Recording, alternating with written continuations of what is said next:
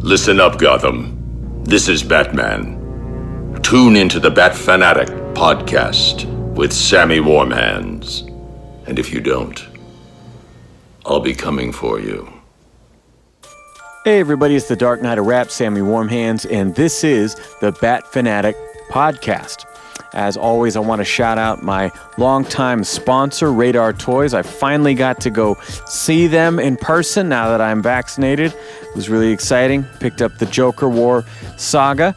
But I digress. You can save an extra 10% on their website, radartoys.com, using the code BATFANPOD. And as always, no matter who you are, you get free shipping in the U.S. Now I am rejoined by my co-hosts Ben and Evan as we shake things up a little bit. We're going to a 70s martial arts style film, an animated feature about some old school DC characters. This is Batman, Soul of the Dragon. All right, this is a Ben Polanski pick that I think none of us had seen. This is Batman, Soul of the Dragon. Came out recently in 2020. Directed by Sam Liu, written by Jeremy Adams, starring David Giuntoli, Mark Dacascos, Kelly Yu, Michael Jai White, who was Gamble in The Dark Knight, and Black Dynamite, and a million martial arts movies and action movies. Clearly not my genre. And James Hong as the sensei. This was composed by Yoshim Horsley. Yeah, that's the main crew here. Initial thoughts on Soul of the Dragon. I was definitely like in the first 5-10 minutes, what the fuck? I think I texted you, what the fuck do you have me watching? Well, so you sent that message and I hadn't watched the movie yet. And so as I started the movie not long after that, and as I'm watching it, I'm like, so at what point did he send me that message? I assumed it was right off the bat. I assumed it was immediately. Yeah, it could have been that, but I was like, there's enough of that, like, throughout this, where I was like, where did he finally send me that message? It was early, yeah. Yeah, I was thinking like first couple minutes. Well, I had just seen this advertised. Mm-hmm. And like I said before, I don't like overwatch trailers. I watch a thing once, and then I'm not going to come back to it, and maybe I'll watch it or I won't. But so I saw that it was like, it's a Batman story because of sort of the name Soul of the Dragon, because of what the cover looked like. I knew, like, oh, it's probably going to be a martial arts story, and I like that side of Batman a lot more. Not necessarily more, but I like that aspect of him fighting and combat and stuff like that, as opposed to just, like, the psychological or that crime stuff. And then seeing also that it was going to be, like, a 70s exploitation style kind of movie, and then realizing as watching it that it's actually also, like, a James Bond movie, too. Yeah. Mm-hmm. But I didn't really have any idea what to expect, and so it wasn't until, I'm sure, the moment when you sent that message when the villain is forcing a prostitute to dance. Okay. Yeah. We'll get there. Before seeing the trailer, I just took like the one image that I'd seen, maybe the cover image and then the name, and I was mentally running with, this is like Asian backstory training ninja shit, kind of like even how Wolverine has like a samurai era Wolverine stuff. Okay, this is just going to be like, I don't know how it's also going to be Batman, but this is going to maybe he'll come back. Maybe he'll come back to the place that he trained in the past or something like that. And then I watched the trailer and was like, oh shit, this is funky, and just afros and stuff, which didn't like turn me off, but it just wasn't what I thought of. Also, happy that Redbox still exists because it was not on HBO and my only other option was on Amazon, and I was like, fuck this, I do not want to watch this on Amazon. So Redbox had it for less than $2 rather than like $7 on Amazon. Well, that's nice. Yeah, we had to rent it for like $6 on iTunes. They had that 4K Blu-ray at Epic Seconds. Nice. So I was already trading other stuff in. I was like, yeah, I'll pick that up. I was surprised by this because for as much time as I spend on my Batman Instagram, I hadn't heard of this until you sent it to us, I don't know, a few months back. I want you to recount that conversation because that made me laugh a lot. What? How'd it go? Me suggesting this movie, going, why don't we do Soul of the Dragon? I just remember you saying it like 17 different times, but what was the first one? Well, I never said Batman, Soul of the Dragon. So you were talking about like things we could do and this and that. And generally, for the listeners to know, Sam generally picks the stuff we do, which is good because he has like an idea of we're going to do this and that because they work well together and we'll progress through these things and we'll hit these big things that people want to listen to and maybe we'll slide this other stuff in that nobody cares about and maybe so there's a thought to that. But I just saw this thing and I thought, oh, it's new, it's martial arts Batman.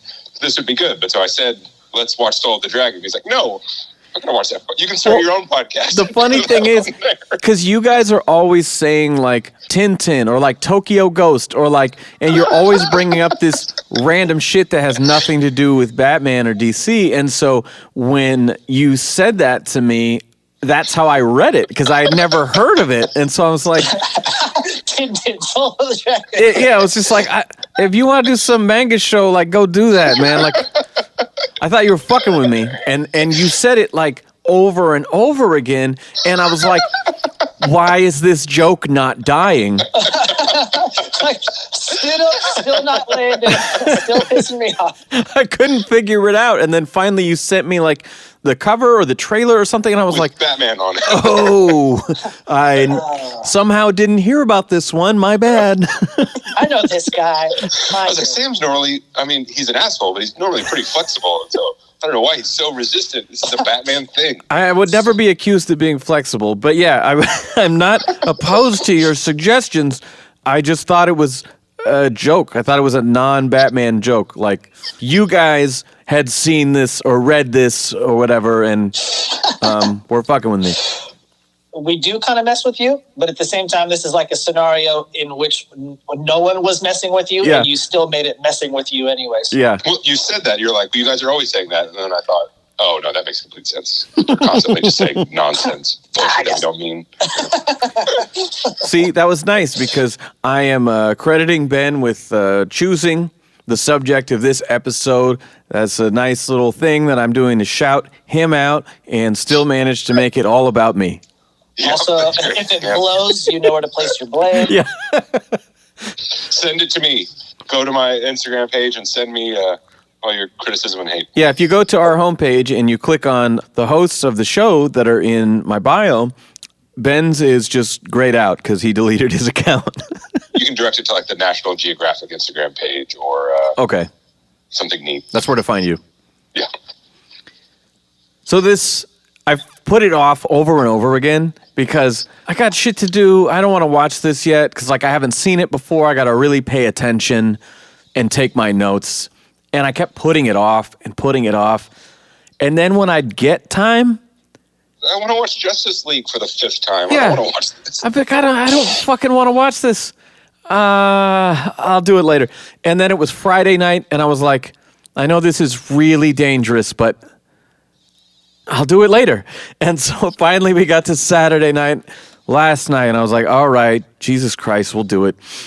And yeah, in the opening, no one is identified. And it's so confusing because I don't know who the fuck is who ever. It opens with a poker game, and the waiter takes the glass that he had cleared the table. He steals the fingerprints and uses it to access this back room and to get into a safe. Well, the guy whose fingerprints he stole was like a super suave, black-haired white guy who just made like a great bet and beat the guy at the poker table. And I had the same thought as you. I was like, is that Bruce Wayne? Is that Bruce Wayne in this story? Is that? And I think it's supposed to be a little bit of a psych out because then you see that, no, the person we're actually following here is the waiter and he's the secret agent. Dick Dragon. Yep, Dick Dragon. Dragon Dick.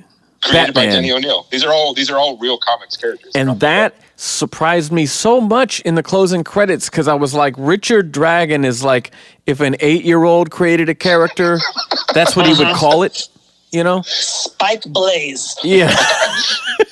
It's like Dodgeball where he's like, I've got Blade, Laser, Blazer. Like Just naming his henchmen, you know? But yeah, I was very surprised that a lot of this had roots in what appears to be like 70s DC. Yeah. So a fight ensues in this back room at the safe, and he parachutes out the window as one of the goons' grenades gets bat-flecked back to him. With his James Bond music, he lands on a boat with big titty bikini girls and gives the Bond, James Bond, but it's Dragon, Richard Dragon.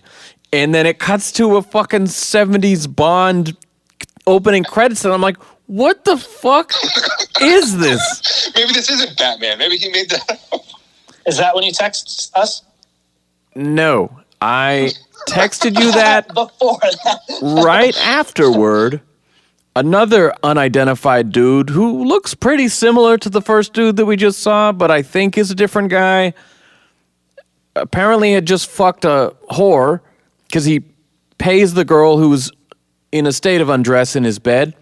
She gives him like, well, yeah, give me a call anytime. And he opens the door for her, and she walks in like, wait, what the fuck? This isn't the way out. Gets locked into this thing, and she's like, what is happening? And the other side of the room opens up, and it's like a peep show. It's like glass. It's like the end of Taken.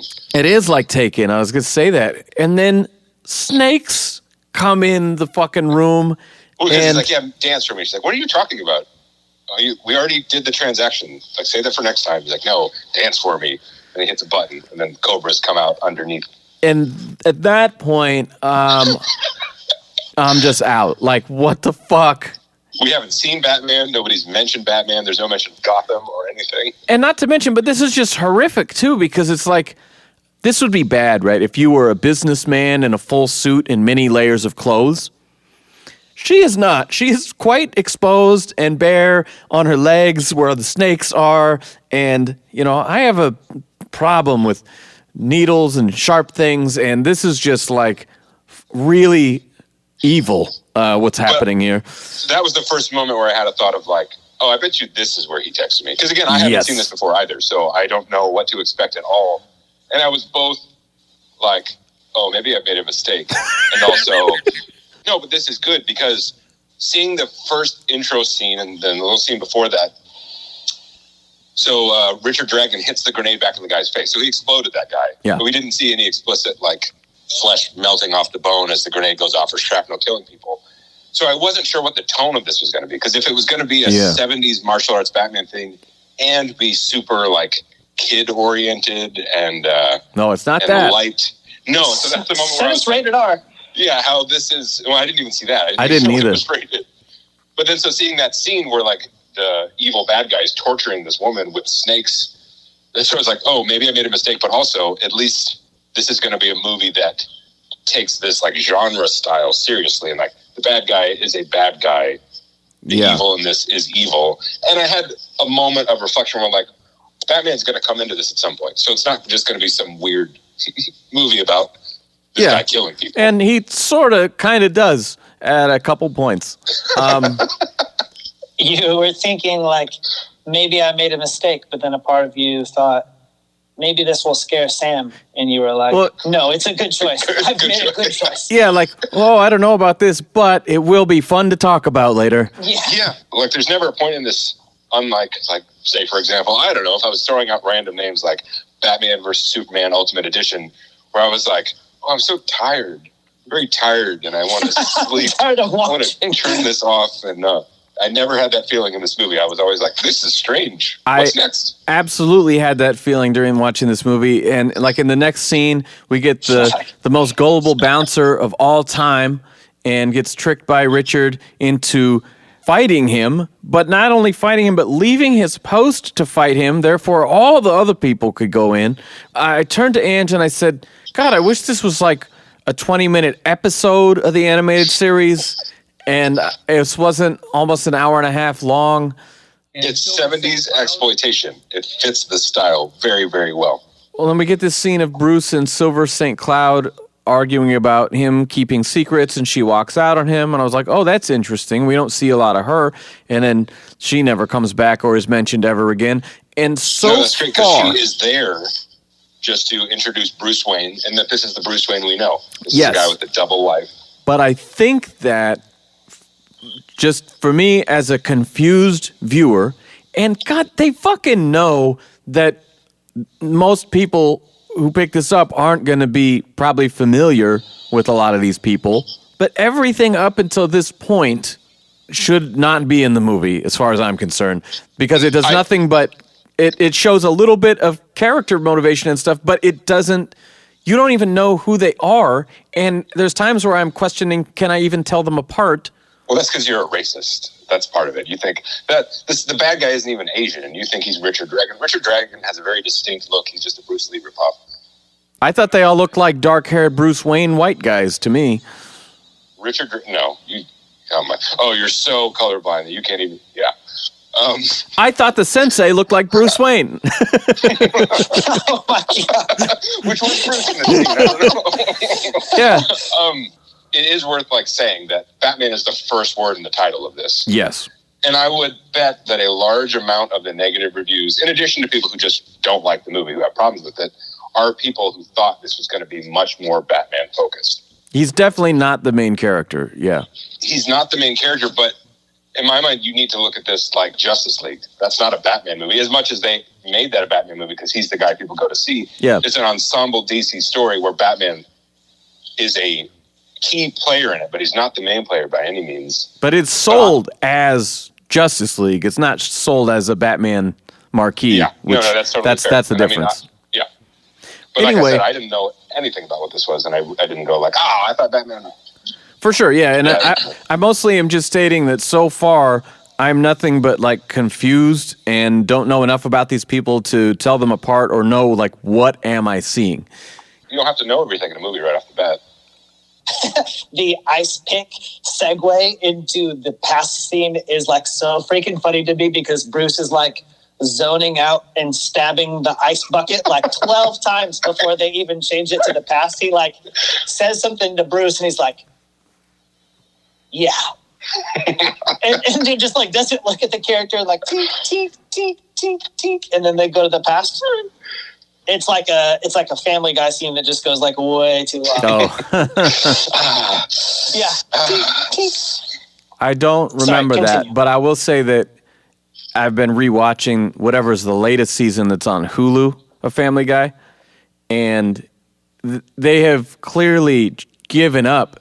And I don't even really mean that as a slight on them, but they do so many of those time-eating gags now. They'll do 3 on one episode because they're just trying to fill time, it seems like. I have no ideas, yeah. Yeah.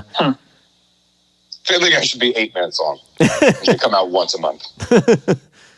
Anyway, the flashback into the sort of Batman Begins meets Kill Bill 2 stuff, we're introducing Lady Shiva, Ben Turner, Whip, and the origin of Bruce and Richard. I like when Bruce arrives and the sensei says, you can still leave, right? You can go at any time. Most people don't have the character to... how does he say? It's this path ends in ruin for most people, I think is what he says. And you can still leave. And Bruce says, just quite frankly, no, Sensei, I can't.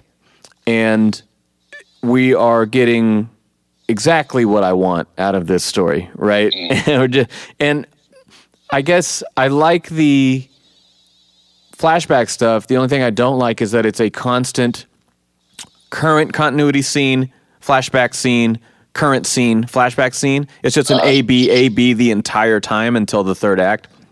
But I really like especially the rock punching montage. Oh, I had a out loud, or maybe in my head, I spent so much time alone I can't tell anymore. But a moment of when we were reading All-Star Batman and it's Wonder Woman arguing with Superman, and then I'm like, oh, they better kiss. Because that would be so that was dumb, but that's what I wanted and it happened. Or in this, so it's there. The exercise is you need to break this stone. You're going to come in here and you're going to hit it every day. And you're going to break it eventually, and you have to do this. I need you to try and break the stone over and over. Yeah. So they try, and then Shiva, who's DC Shiva, but these are all different versions of the characters. It's and young versions too. They're young characters, They're different too. This is a version of these people who are young in the 70s. This is its own thing. Yeah. But so they're all doing it, and so she's the first one. She hits it once, and she's like, "Oh, I get it. I understand what the lesson is here. I'm going to leave." Yeah. And everyone kind of keeps going. Go ahead.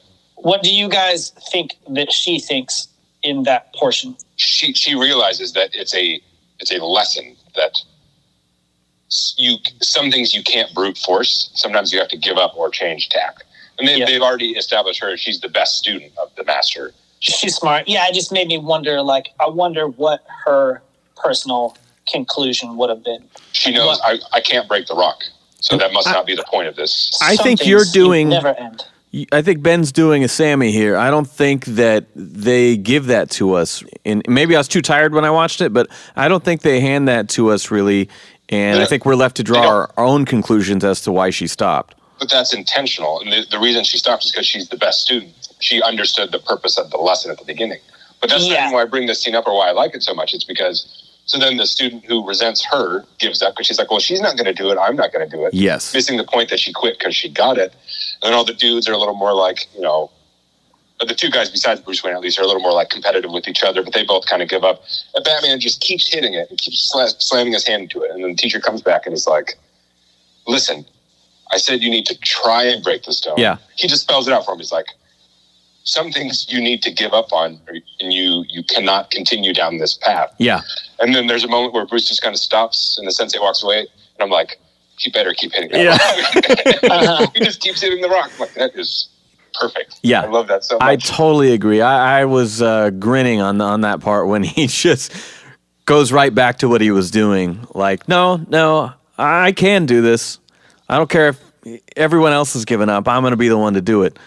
And that's what I like about this story, despite him not being the main focus. And it could be a more entertaining or more interesting thing if he was. It still informs his character really, really well. There's a lot of good Batman stuff in the story that's not all about Batman. Yeah. Which is pretty cool because you just use kind of what could be a silly scene in order to actually paint a really good picture about what his mental process is like. We're just punching rocks. That's a thing. That's like a training thing. The monks do this. But what can we show about his stubbornness and or perseverance or something? And I actually think it's really cool because we talk about how Superman is often the one who looks like the really optimistic one. He's the one who gets humans more than other people or something. But I like that I take a little bit away from this in that, like, maybe Bruce thinks that he's kind of special, or that maybe he believes that there's something in him that is more capable of like that degree of perseverance, or if this whole thing is like a conquering evil, defeating the bad guys kind of thing. Sensei is like, learn your lesson. Some things you can fix, some things can be broken, other things cannot. So you need to see the point. But he's like, personally thinks of himself, maybe I am of the quality of character to be the one who actually can do this thing. Like, I hear your lesson, and yet maybe I can be better than even the thing that you're saying. I have to be better. That's the thing. Yeah. And this is actually something that I've kind of learned in therapy, but it's something that I Oh, God, you watch movies. You're in therapy. Oh, Jesus Christ. It's something that I now understand why I relate to this character. It's another thing that I was able to get in that she'd be like, oh, yeah, see, like what you said there, that's like classic OCD. And I'm like, what did I say? And apparently I have this mentality a lot that if I only X, then blah, blah, blah. So if I only work harder, if I just push harder than all these guys who gave up already, then this can be done, right? And like you said, he has a need to prove that to himself. And I totally get that. And there's another great thing that happens here where I think it comes later, but it's analogous to this moment where he says, I know what happened to your parents, and you want to prevent that from happening to anyone again. But evil is like this rock. Even if you break it, there will be pebbles. If you break them, there will be sand.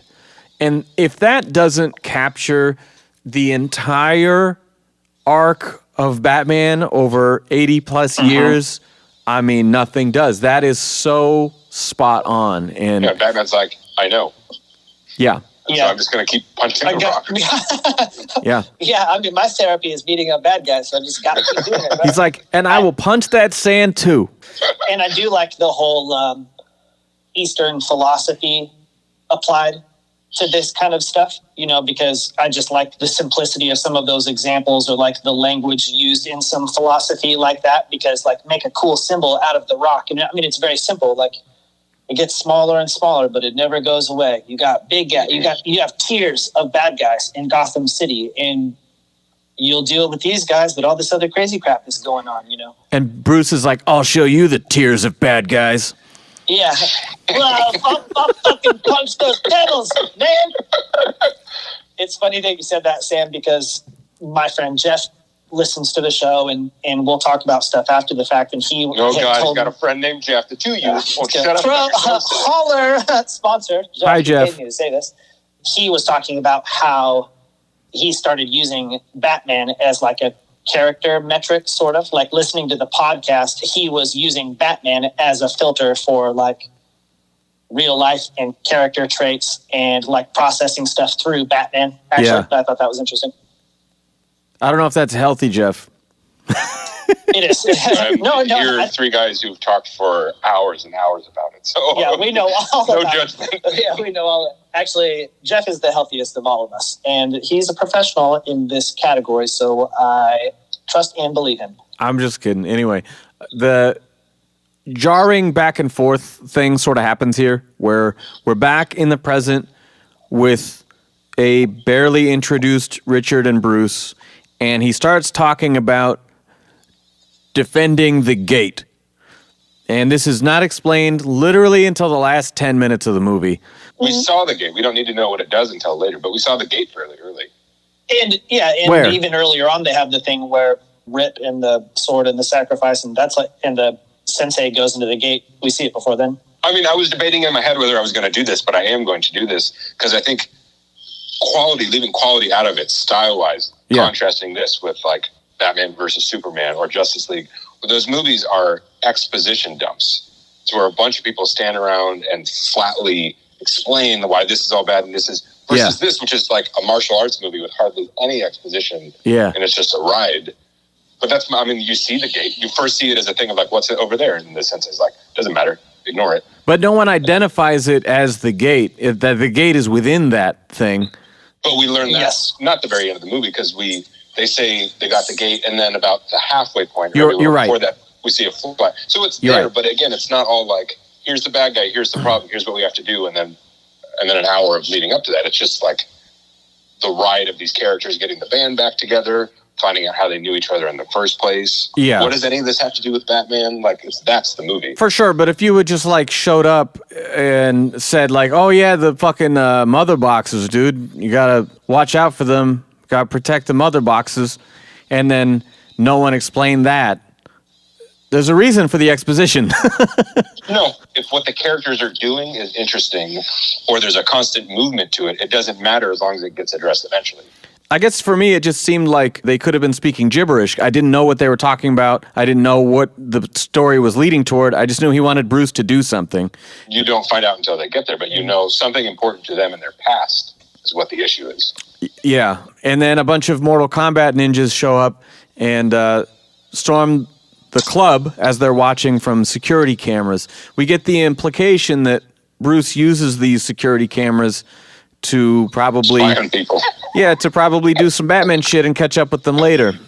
Bruce cuts the lights during this fight and emerges as Batman, which gives a good shock to Richard, and he's dressed like a bat. I dig it. You know, he's pretty into it.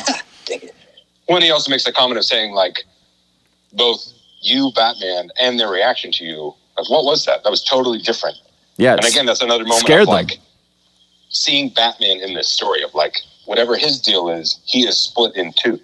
Yeah, and it's a different version of the character because in a lot of the stuff we see, it's like they're the same guy. Like Bruce Wayne can kick as much ass as Batman can. It's just a costume, even though there's like the which is the real me and which isn't. Yeah, where this is a much more like putting on the costume lets me be that. Yeah, it's sort of a physical embodiment of the discussion we've had about the purpose of the suit. You know, it shows that he can be more effective when it throws people off and they're confused and they're, you know, out of their element. I think that's a hard thing to convey anyways, we're really just taking Richard as his word, because to us visually there is no difference between like Bruce Wayne fighting and Batman fighting. So like what would Richard be perceiving? But it would just be tough to convey. Like there's a moment of reaction in the Mortal Kombat. Yeah. What? When the lights go out. Somehow it's like, but your frown was more fierce with the cowl on. Some things are just like hard to convey. So he says it and like, yeah, cool, but he must be thinking, acting more quickly, punching hella extra harder. No, there's a segue of him, I think, before he gets in costume, of like after punching the Rock a bunch, like him punching the ninja in the face extremely hard over and over. Yeah, that's a good segue. And actually, after that whole Beatrix Kiddo rock punching thing, we go back and the sensei gives Shiva the responsibility of protecting this Soulbreaker sword. Me not thinking of the title of this movie and how this is all going to tie in later, and just watching the scene, but I enjoyed it. We have Jade, who seems like more of a noob here than Bruce, whining about Shiva lacks the killer instinct, and I was like, oh shit, she's dead. That was my first thought, is like, oh my God. Like, I told Anne, she was reading a book, I was like, she is about to die. And just like, what are you talking about? And don't talk to me. But she says that Rip deserves it. And so Sensei's like, oh, okay. Rip, do you think you deserve this? And like, absolutely, fuck yeah, dude, I want this promotion, boss. He just seems like that dude, right? And okay, cool. And so you can have it if you defeat Shiva. And I was like, all right, let's do this. And he says, now Shiva, you can only use one finger to defend yourself. And I was like, ooh. Yes! Yeah. This Which finger? Oh, no, shut up. I like when passive Sam makes exceptions and enjoys violence. Yeah, I mean, storytelling. This shit's awesome.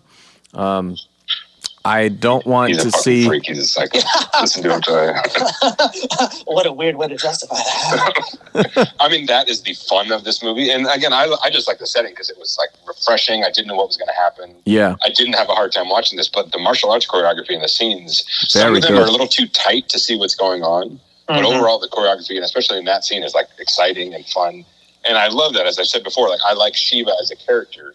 I like that she is someone who is as good, or depending on circumstances, better than Batman at fighting. Yeah. And you see that here. And nothing has made me want to see her in live action more than watching her in this story, because I've mostly only read her on the page here and there in like the animated series, but I would love to see her more in motion like this, because this was really stunning to watch her. Oh, yeah.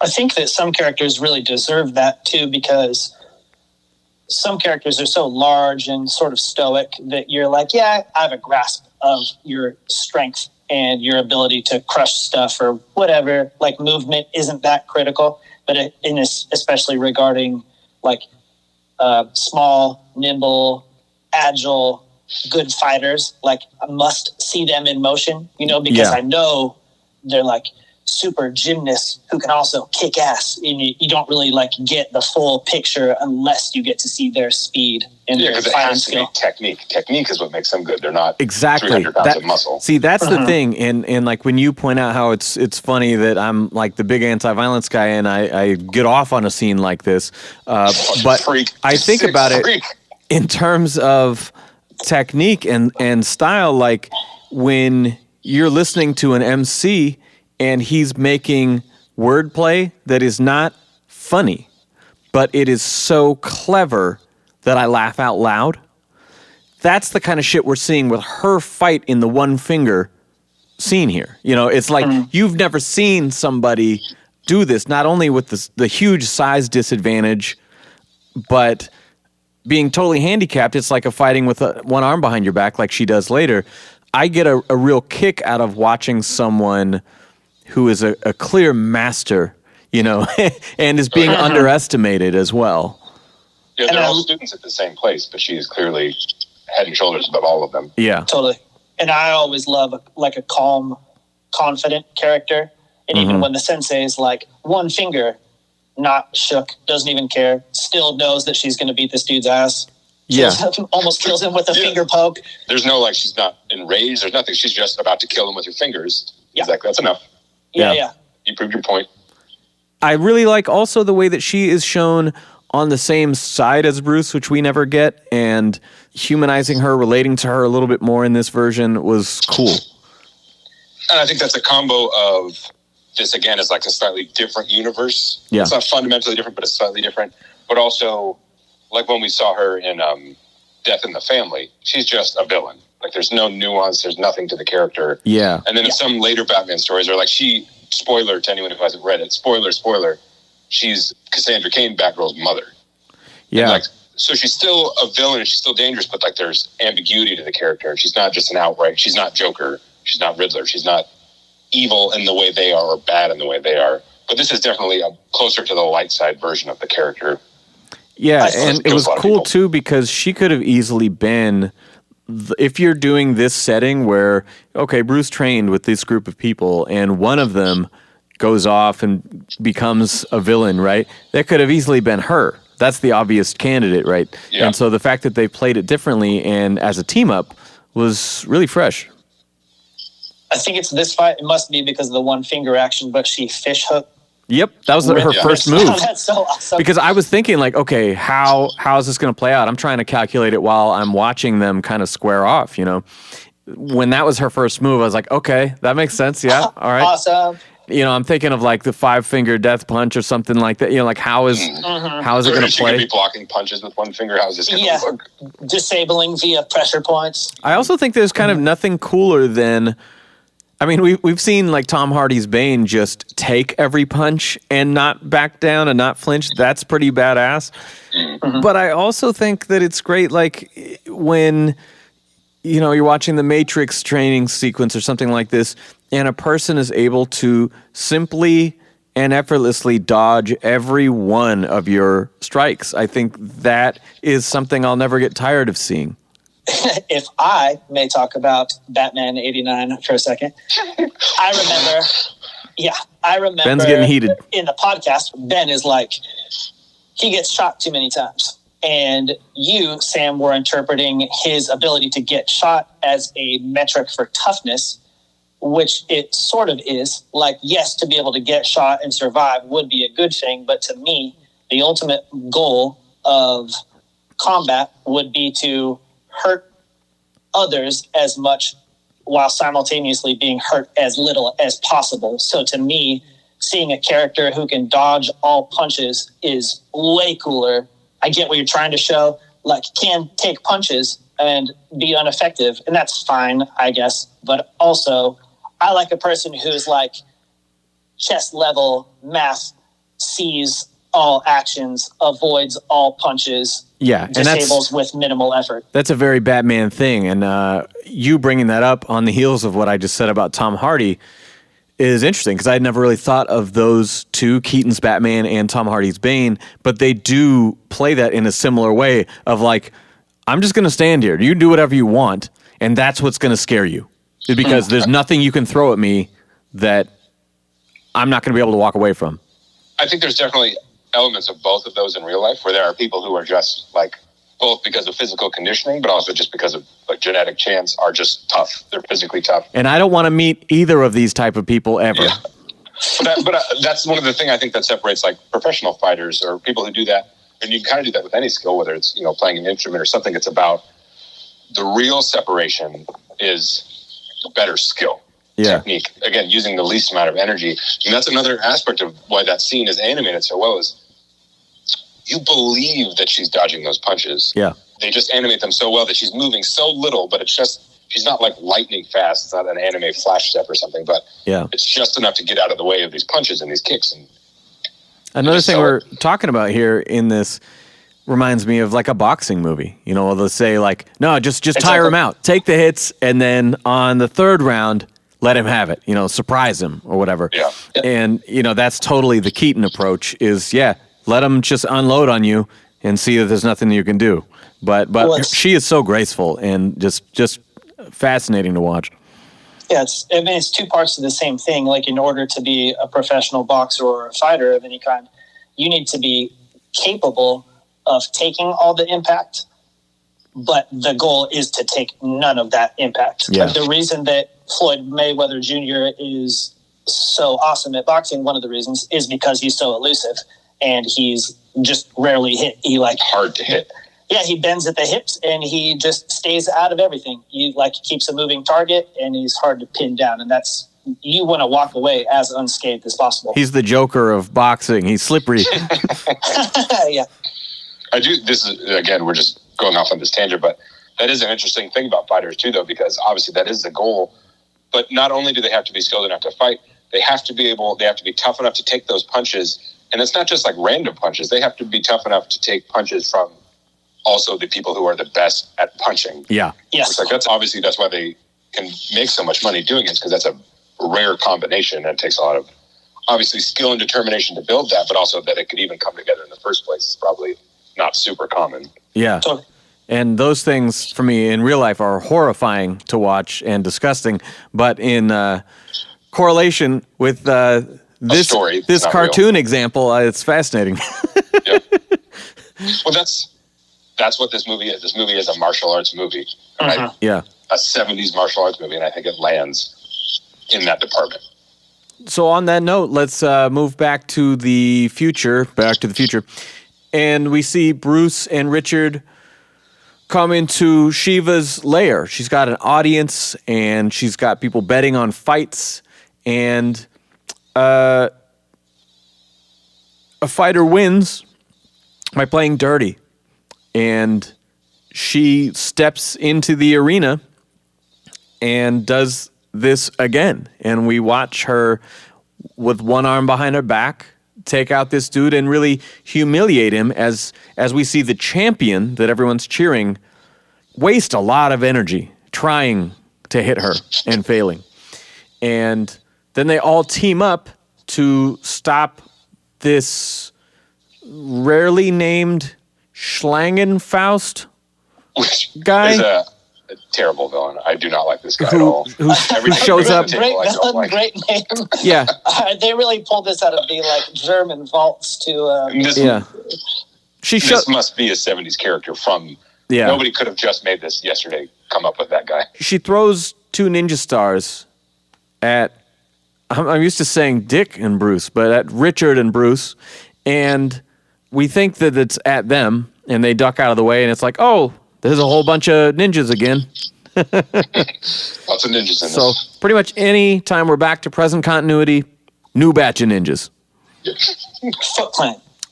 There's an awesome Batmobile-style chase when the ninjas get the Soulbreaker sword off of her throne or off her wall there.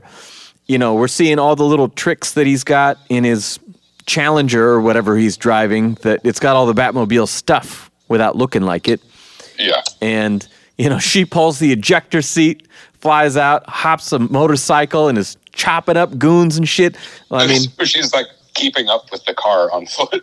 Yeah. That was one of those moments where I was thinking about what was going on. And then there was sort of an Inspector Gadget, like the helicopter takes their car with a magnet or something. Yep.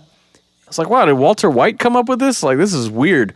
And then we're back, of course, to the sensei, and they're on the chow line. Bruce offers to share his seconds as Ben is upset that the new guy took all the food. And we've already established his problem is controlling his anger. Everyone is there for a different reason, and his is trying to find some sort of inner peace and control. Yeah. And this dude lays hands on Bruce, who is not prepared to take him on, and keeps getting back up and keeps getting back up. And he looks like, a meat tenderizer just went over him. They show damage in this movie, which is really nice for an animated thing. Yeah. His face is so fucked up. And Pretty he lumpy. earns respect from doing that, too. That, in the end, they actually walk away arm in arm. Like, you know what? This dude's all right. And again, in this moment, where Bruce is the newest guy here, and they're all training with the master martial artists, these people are all good fighters. That is what makes him him. He doesn't give up. Yeah. He takes the abuse, and he gets up, and he keeps going. It's And that that's what makes drive, Batman. that extra thing that is beyond the physical. Yeah. The great moment here is that Ben's dojo pep talk, okay, when we come to him in the future and he's talking to a young kid on the sidewalk, he said, look, you just said you're not good enough. Did I say that? No. Did anyone else say that? No. The only thing stopping you is you. You know, and we see this dude who was raging out a moment ago in the flashback actually have taken some of that wisdom and imparted it now as an adult. That part was nice. All the main characters in this have an arc. It's just a little like twisted or inverted because you're seeing their arc through flashbacks. Because by the time we meet them, they're already formed. Yeah. And sort of they've dealt with their issues for the most part. And so it's nice because at first I thought like, oh, is he just going to be angry this whole movie? Is that his character, angry guy? Yeah. But no, they show you that like, no, he got through that. And of course they tied into martial arts because it's a martial arts movie. It's like, that's what martial arts is about. It's about control and mastering yourself. Mm-hmm. Yeah, that's cool because he is sort of one-dimensional in the beginning. He's kind of like Jade was, the impetuous young person, and he's very much the hothead of the group. So it's cool to see that growth. I like when everybody shows up right after his talk with that child, and they very briefly explain the situation. Blah, blah, stuff happened, sword is gone, and he's just down. He has like one line, and he's like, word, let's go. Yeah. Well, and we do Bruce get... no most convincing of any of them. Yeah, no scene wasted. Like, that's his character right there. Like, yep, down to do it. Let's get at it. Well, we also get shortly after this some context that he had also put in some time going after this Cobra gang, you know, and so we do learn about that a little bit. This is where we start to talk about the hidden door, and in the flashback, you know, Rip breaks in, and now we do see the gate. But this is probably like an hour in where they finally explain what's going on. The gate had evidently required a sacrifice, and Jade becomes the victim of that. She must have just been tricked into it because she wasn't happy with the rules. The great scene before that when they're all in the bunk together and they're all talking about what they think it is. Yeah, like, lights it's out. neat to see them together. And then also, again, Bruce being Bruce, Batman being Batman. Yes. What do you think it is, Bruce? Like, I know what it is. It's a distraction. Go to sleep. I like that part. Yeah, that was neat. I forgot about that, actually. So Jade is the sacrifice. He uses the Soulbreaker sword. The gate is opened, and all these like monsters come through, and all of a sudden we're in like Shazam mode. They're fighting them with martial arts and no weapons for the most part. You know, there's one sword being passed around, sort of. Yeah. But still, I mean, it's an interesting action scene. And as they turn, the sensei had walked into the gate to sacrifice himself. So that's the only way you can close it is also with another sacrifice. Exactly. Yeah. And so, yeah, that is a bloodthirsty god right there. And the whole temple collapses. This is kind of intertwined with us learning about Ben pursuing them across the globe and trying to locate their leader, to execute him, and then in this flashback, the leader is a child. That was... And Ben can't do it. He feels guilty because he didn't do it. Yeah, and they had the whole like baby Hitler line. I can't remember how she worded it. If I could go, I would have killed that kid in a heartbeat. If I could go back in time, I would toss that bassinet into a fire or something. Yeah. Yeah.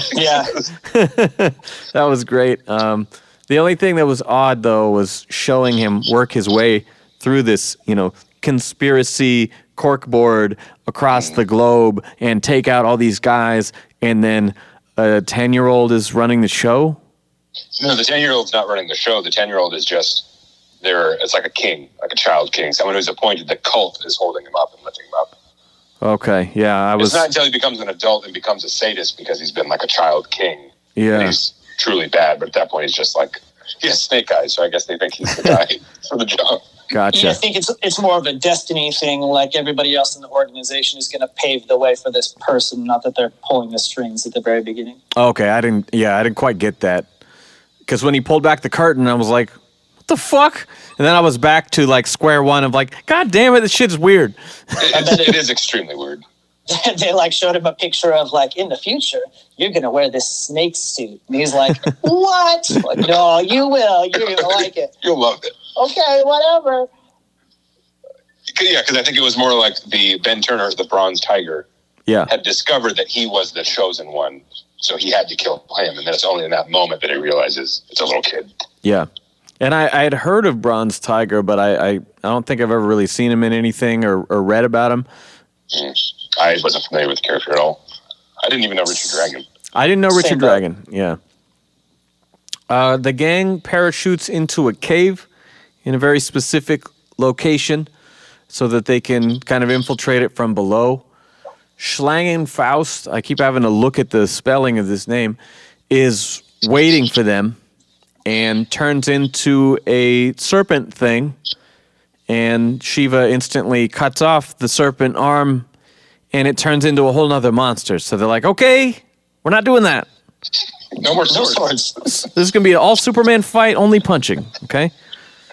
Ben and Batman, they stay there while everybody else... By the way, the DIY flamethrower takes me back to my 5th grade G.I. Joes. That was pretty neat.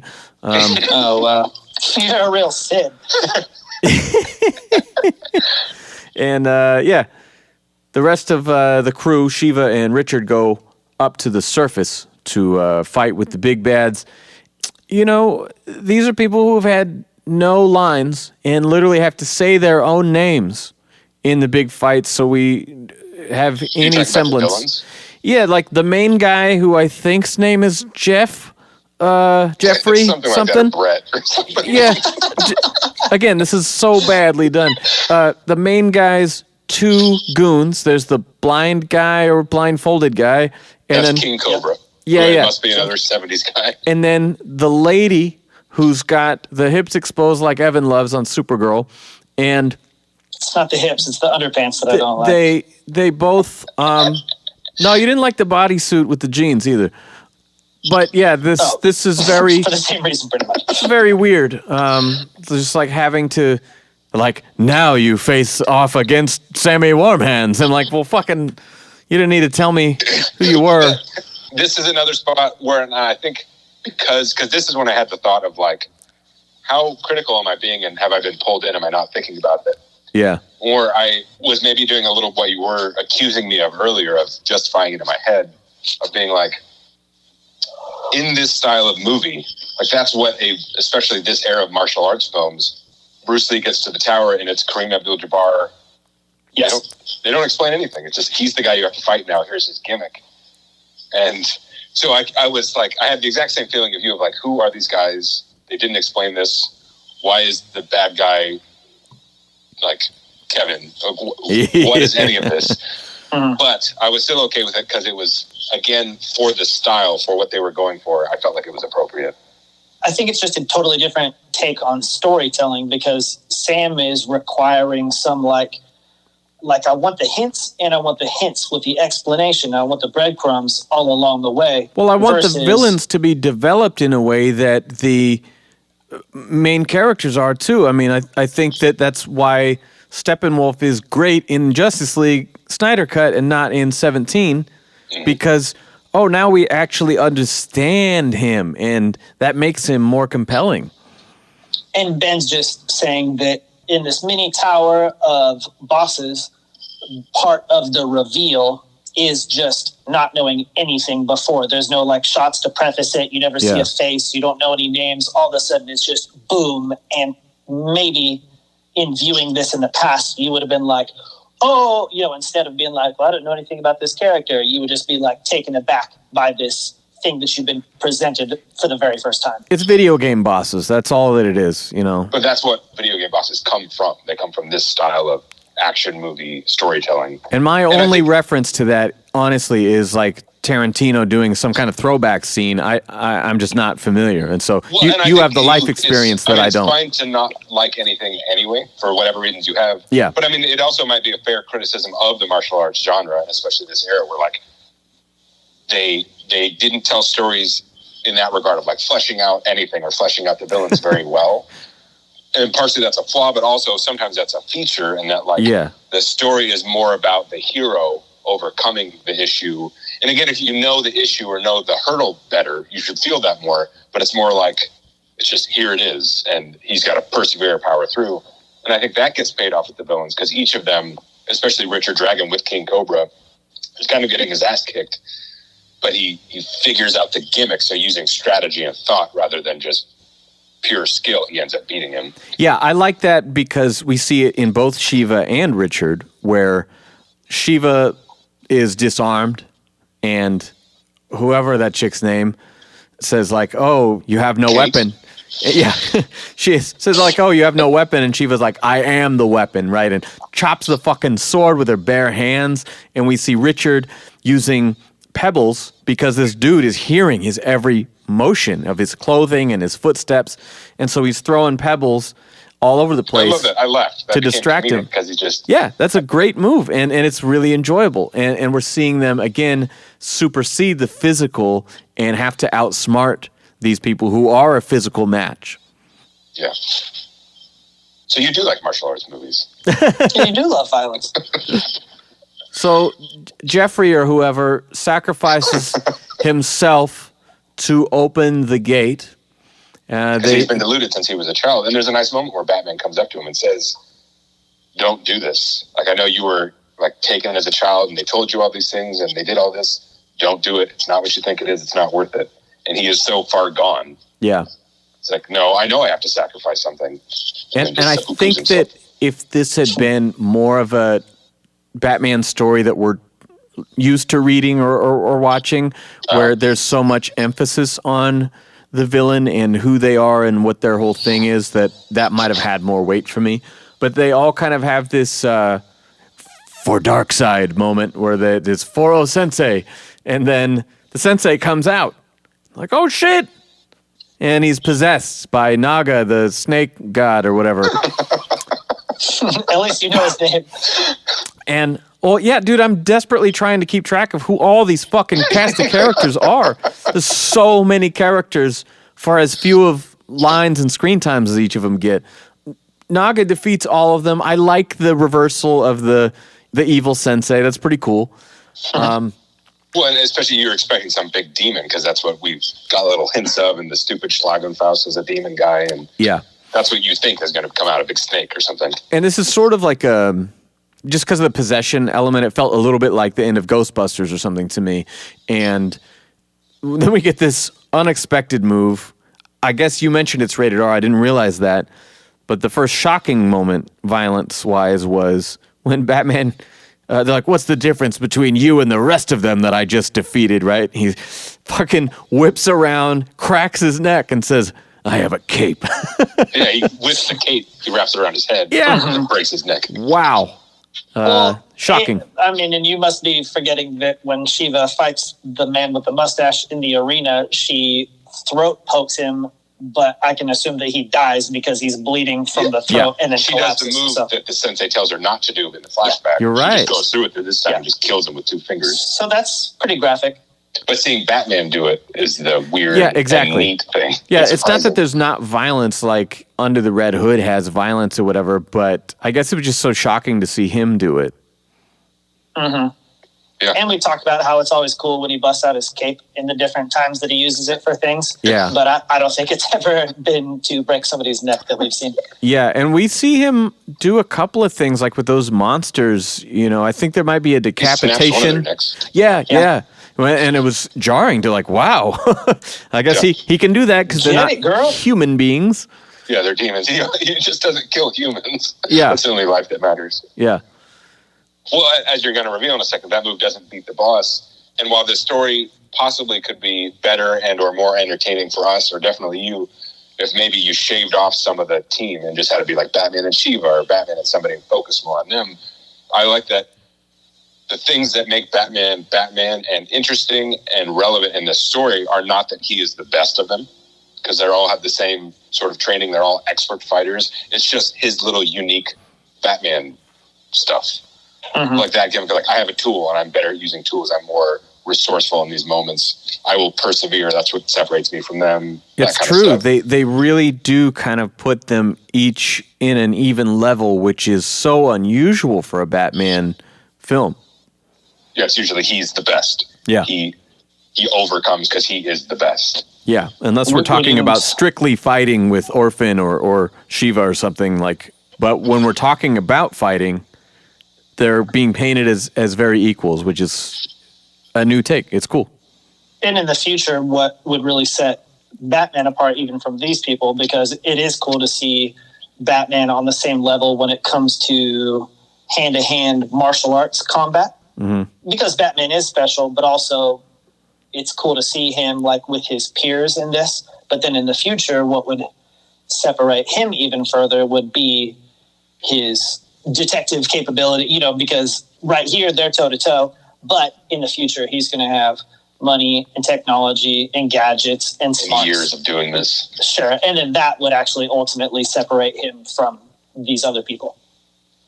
Well, as I made the comparison earlier, I think part of the key, I mean, it's always stupid when you have to do this. So like the key to enjoying this thing is all these rules you have to make, you know, to enjoy it.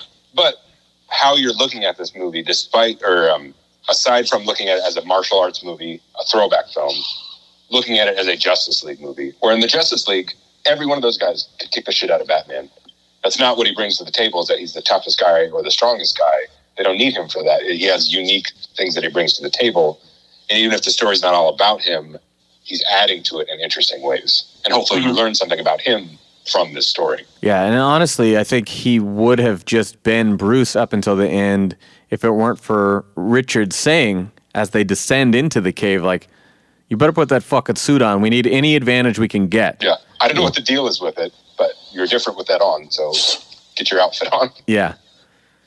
All right, so as we wrap up, Naga, through Sensei, is saying to Richard that, like, he was raised to be the successor. He's the real Brett.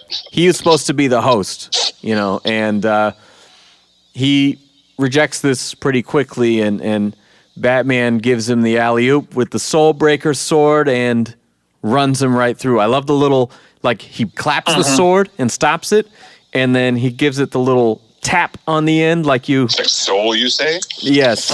Yeah, pretty cool ending. Naga returns to the gate.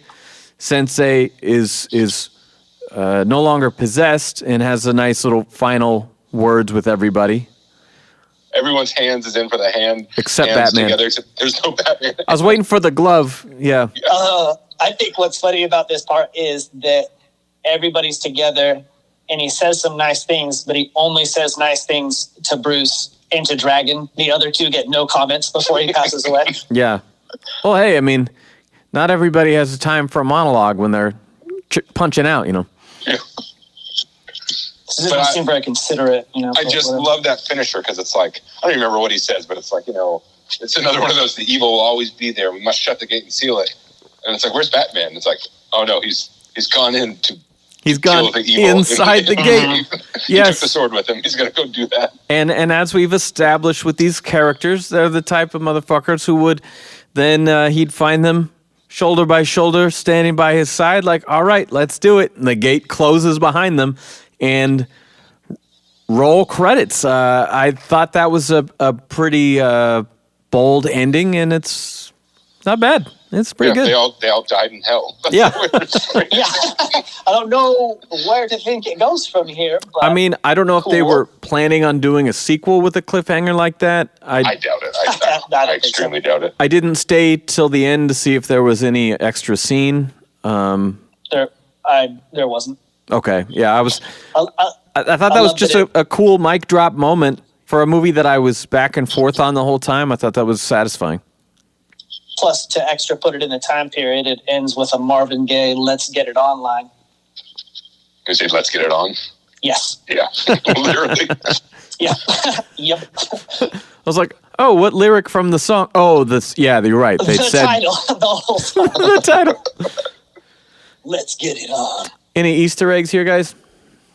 Partially, the entire thing is kind of an Easter egg because it's just supposed to be this throwback, retro martial arts movie. Like, this is my filter. This isn't standard Batman. It's just, it's some weird timeline, but that informs Ben and I have probably seen enough of these types of things to not be caught off guard, but I could see why somebody else who hadn't seen some stuff would be like, what the hell's going on? Even with like Kill Bill.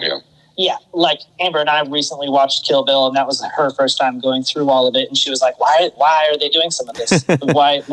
why some of the shots, and why these long frames, and blah. Well, it's partially Tarantino, and also this is partially just the era of film that he's drawing from. He's making his version of an old type of movie. So like, that's what we're watching here. Why is he doing this? Oh, because he's recreating shot for shot some movie he saw when he was 7. That's why. Yeah, and that's significant totally. Because he doesn't understand that nostalgia is not the same thing as good. But I love Tarantino movies. It works for me. I don't want to shit on Kill Bill ever. Don't lump me in with that. I was going to say, so Michael Jai White, who is Ben Turner, he's like a real martial artist and a movie martial artist. There's been tons of action movies and those kind of things. But also Mark Dacascos, who is Ben Dragon, or Richard Dragon, is a martial arts actor too. He was in, he's the villain in the newest John Wick movie, or like the final guy he fights. He was in Double Dragon. He's one of the brothers in Double Dragon. He's the host on the American Iron Chef. But then he's also been in a million martial arts movies. Well, it's interesting to get martial arts actors when they're only using their voices and not their bodies. That's like lending some credibility, I guess, but also... And I think that's for people who would pick up on that. Yeah, and as Evan said, maybe it's one big Easter egg. Like 60-year-old Bat fans are probably like, oh, I can't wait to get my hands on this, the Richard Dragon movie, Yeah, that character from my childhood. She was Kelly who was in a bunch of... She's a mainstream actress, but also did martial arts stuff, too. She's a villain in the second Wolverine movie, or she's Lady Deathstrike or something. Yeah, totally. Nice. I got 2 more. The first time the ninja gang comes around, they're called the Axe Gang because they're carrying axes. But in the movie Kung Fu Hustle, the bad guys in that are the Axe Gang. And then as we were talking about, I didn't think of it until just now, but the first time the gate opens up and they fight those kind of strange snake people creatures. I'm a snake. The one gets like curb stomped. Yeah. But then because of the animal proximity, it reminded me of Snake Joker getting his teeth busted out in Teenage Mutant Ninja Turtles. Totally. Yeah, because when he comes up, he's got the stumps of teeth coming out of his gums. Yep. Pros. I guess you might have more than me, so I'll just say for pros, all the Kill Bill training flashbacks, all that shit was my jam. And well choreographed, well captured action animation, much like as you just brought up the Turtles collab movie, because that was one of the better examples of it. So yeah, great with the flashback story and great action. Fun adventure. I like the timeline, just the history of Batman timeline change. Even if it doesn't fit, I think it's just an interesting aside. The martial arts are awesome. I liked that he looks like year one Batman, or like old school Batman, where his head is like rounded and his cowl has kind of the funny oversized ear thing going on. Yeah. To put him like back in that time period. And I also liked that because of when this is supposed to exist, that the Batmobile is just like an awesome muscle car. And that additionally, the audio for the car sounds really cool to me. It does sound like a real guttural, like it's a Charger from the 70s. Well, and actually, thinking about that, what have we seen from the Pattinson trailer? That's kind of what his car looks like. He's just driving a cool muscle car. It's true. Yeah. And as much as I thought, well, that's disappointing. I want to see an awesome fucking Batmobile. I just saw this thing in action and was raving about how cool it was. So I just learned something about myself. Ben, did you have any other pros? Well, kind of what you said. I mean, the choreography in the fight scenes was excellent. I mean, especially some of the flashback training fight scenes, those were just really stellar. And just how refreshing this was, both coming off of stuff that maybe I didn't feel a strong connection to, like the movies we've watched, but also just as something different, with a different focus, different villains, different tone. It's violent, but it's not dark. There's nothing grim about it. It's just kind of fresh. I liked it. This was very close to something I've been thinking about lately, where I want to see, and it might already exist, a story about Bruce Wayne, and it's the same backstory, and he does the same stuff, but no Batman. He had the same trauma as childhood. He's a billionaire. He has the same resources. He still fights crime. He does all that. He doesn't dress up as a bat. He doesn't put on a costume. You want to see where year one would have gone after the Deuce fight in the street and everything, but the bat never flies into his room and he just keeps on that path That is a neat thing about the character that he goes, I need this icon because the icon will scare them. Yeah. But I want to see the version where it's just like, no, what I do will scare them. Now, would this be a Charles Bronson Death Wish vigilante, or would this still have the same principles? That's what I mean. Same principles, same code. Almost everything is the same. It's just there's no costumes. But no theatrics. I'm not the bat. There's none of that stuff. Yeah. Because it would still kind of be the same, but it would just be interesting, like, how would you take that in? And so he's still Batman, but because the context is so different, both in the story, but also because of the way they change his story, it was a little taste of that, of like, give me a different version of this guy who's still fundamentally the same. I think in capable hands, that could be really interesting. Mm-hmm. And I'm sure somebody's done a story already of like, Bruce Wayne's not Batman, but he still beats people up. Yeah. I didn't think a lot about it at the time, but you were just kind of talking fresh take, Ben, and I thought that it was interesting for them to try to apply this like 70s roller skating, pimp, disco, funk stuff soundtrack into Batman's world, or try to like, how's it going to seem like Batman, but also have all this keyboard bass funk on it. That was kind of cool. Cons? I have one con. When they meet up with Shiva, the sword gets stolen, and they're having this awesome chase scene.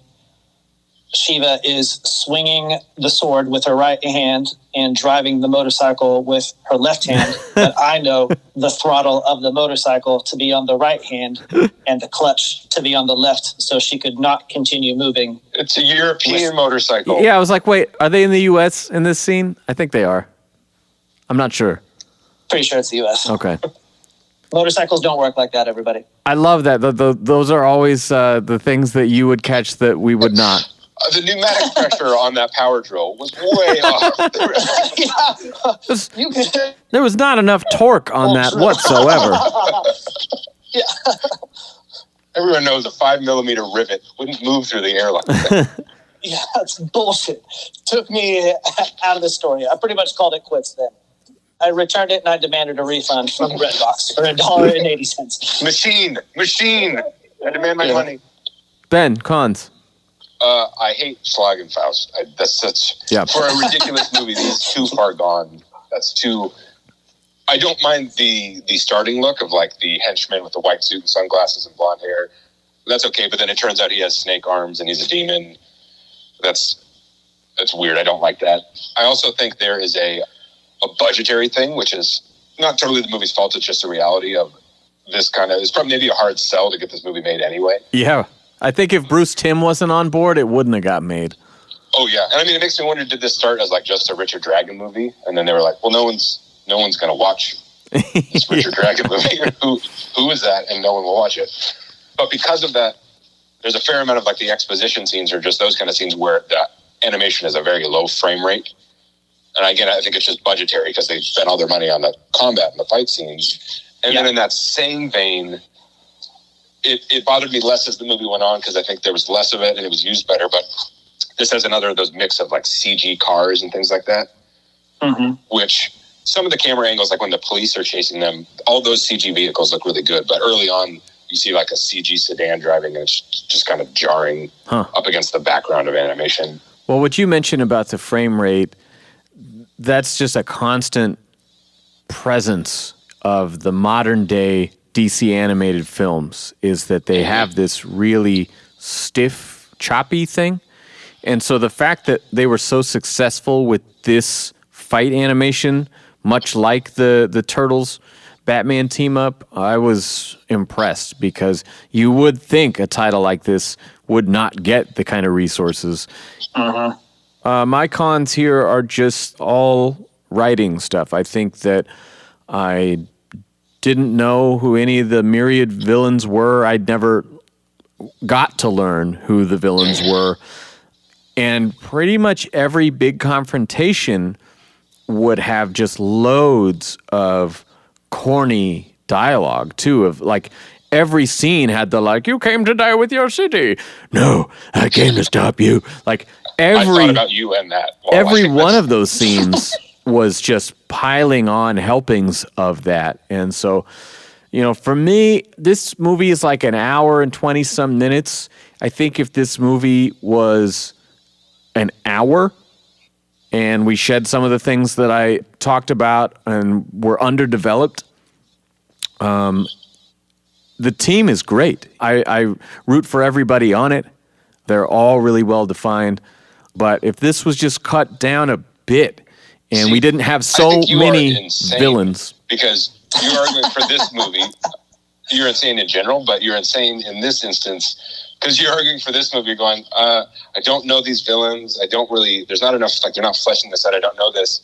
And your answer to this is to cut it down. And your answer to a Zack Snyder thing is like, yeah, give me that 9-hour version of it. That answers that question. With this, they have too many cooks in the kitchen. That's the problem. There's too many villains, right?